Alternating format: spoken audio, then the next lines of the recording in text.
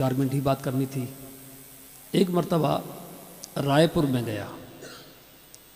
मुफ्ती अब्दुल क़य्यूम साहब रायपुरी रहमतुल्लाह अलैह के इंतकाल के 2-3 हफ्ते के बाद मौका मिला।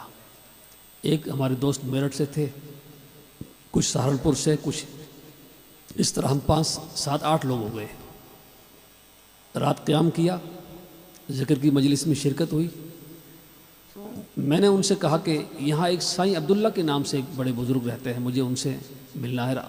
उनकी करामात और उनके बारे में बहुत सारी मैंने बातें सुनी हैं। बहुत जल्दी और बहुत ज़्यादा उनको कश्फ होता था, तो उनके वाक़यात बहुत सुन रखे हैं, क्या मुलाकात हो सकती है? एक साहब ने फ़ोन किया और दोबारा जवाब दिया कि वो मौजूद हैं, जैदपुर गाँव है, वहाँ पर मुलाकात हो सकती है। जुमे का दिन था, गाड़ी की, हम लोग पहुँच गए। सुबह का वक्त था,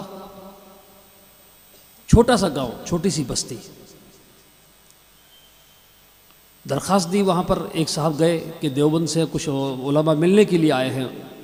उन्होंने सख्ती से मना कर दिया कि सबसे कहो चले जाओ, कोई मिलने की ज़रूरत नहीं, मैं परेशान हूँ, बीमार हूँ, मुझे क्यों परेशान कर रहे हैं। अब हम लोग परेशान हो गए। मैं मस्जिद में बैठ गया, दुरूशी पढ़ने लग गया, हर मर्ज़ की दवा सल्लल्लाहु अलैहि वसल्लम। थोड़ी देर के बाद में हमारे साथियों का मशवरा हुआ कि हम तो यहीं के रहने वाले हैं, मौलवी साहब जो है देवबंद से आए हैं, कम से कम एक से मुलाकात हो जाए। दोबारा दरख्वास्त की। छोटी सी कुटिया बनी हुई थी, झोंपड़ी बनी हुई थी, रुख उसका दूसरी तरफ था, तो सामने आने की इजाज़त भी नहीं थी। तो दोबारा दरख्वास्त की तो मालूम हुआ, उन्होंने कहा कि आप बुलाइए उनको। अब मैं पहुंचा तो मुझे कहा कि आप बाहर खड़े रहिए। मैं खड़ा हुआ। खैर कई सवालात किए, मैं वो तफसील में जाना नहीं चाहता हूँ कि आपके साथ इतने लोग हैं, एक आदमी इस तरह भी है, पैंट शर्ट के अंदर ही है। मैंने इकरार किया। खैर अंदर बैठाया, फिर मेहमान नवाजी भी की उन्होंने जो नसीहतें की, तकरीबन 23 नसीहतें की, जिसको मैंने अपनी डायरी के अंदर महफूज किया। 2 चीज़ों पर जोर दिया उन 23 में से।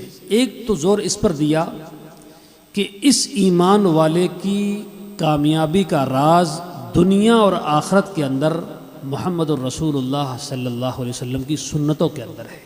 आपकी सुन्नतों से हटकर कामयाबी नहीं मिल सकती है, नहीं मिल सकती। हमें दूध पिलाया और जो प्यालियाँ थी उनको भी चटवाया और कहने लगे, मैंने ऐसा क्यों किया मालूम, ईमान वाला जब खाना खाता है तो जो पीछे बस जाता है, एक लुकमा या चंद दाने होते हैं प्लेट के अंदर जो रहमत और बरकत वाले होते हैं, इंसान उसको छोड़ देता है। एक सुन्नत की तरफ तवज्जो दिलाई। हर सुन्नत के अंदर हिकमतें और राज है। अल्लाह ताला हमें सुन्नतों पर अमल करने की तौफीक अता फरमाए। आखिर में जब चलने लगे तो एक साहब ने तारुफ करा दिया, और तारुफ ये कराया कि हज़रत ये बैठे हुए हैं, ये मज़ाहिल-उलूम के फारिग हैं। दूसरे बैठे हुए थे, कहा कि मिफ्ताहुल-उलूम जलालाबाद के फारिग हैं। तीसरे नदवे के थे, नदवे के फारिग हैं। चौथा नंबर गालिबन मेरा था कि देवबंद के फारिग हैं। मैं उनके सामने बैठा हुआ था, सारे साथी नीचे और वो खाट के ऊपर चारपाई पर थे। उन्होंने अपना आसा उठाया और मेरी तरफ खींच कर यूँ ज़ोर से खींचा ताना। मैं समझा कि शायद मेरी कमर सीधी करेंगे आज। कहा क्या होता है फारिग? जलाल में आ गए, रोंगटे खड़े हो गए, क्या होता है फारिग? अब मैंने निगाह झुका ली, मैं समझ गया हज़रत कुछ फरमाना चाहते हैं। फिर मैंने गर्दन उठाई, सामने निगाह मिलाई, फिर जलाल में आ गए, क्या होता है फारिग? फारिग फारिग, देवबंद के फारिग, मिस्र के फारिग, मदीने शरीफ के फारिग, कोई फारिग नहीं है जब तक कि ईमान पर खातिमा ना हो जाए। ये उन्होंने नसीहत की जो मुझे आज भी बहुत, जब भी याद आती है मैं सुनाता हूँ। सरकार दो आलम सल्लल्लाहु अलैहि वसल्लम ने जो हमें जनाजे की नमाज की जो दुआ सिखलाई है, अल्लाह मग़फ़िर लिहय्यिना व मय्यितना, उसके आखिर में एक दुआ, आखिरी जुमले, अल्लाहुम्मन अहयैतहु मिन्ना फ़अहयिही अलल इस्लाम व मन तवफ़्फ़ैतहु मिन्ना फ़तवफ़्फ़हु अलल ईमान। ये हमारी अंजुमनें, ये मदारिस, ये मकातिब, ये खानकाहें, ये जमातें, जमीयतें, ये सारी मेहनतों का खुलासा यही है कि जब तक हम दुनिया में रहें इस्लाम पर और शरीयत पर अमल करते रहें, जब खातिमा हो तो ईमान पर खातिमा हो।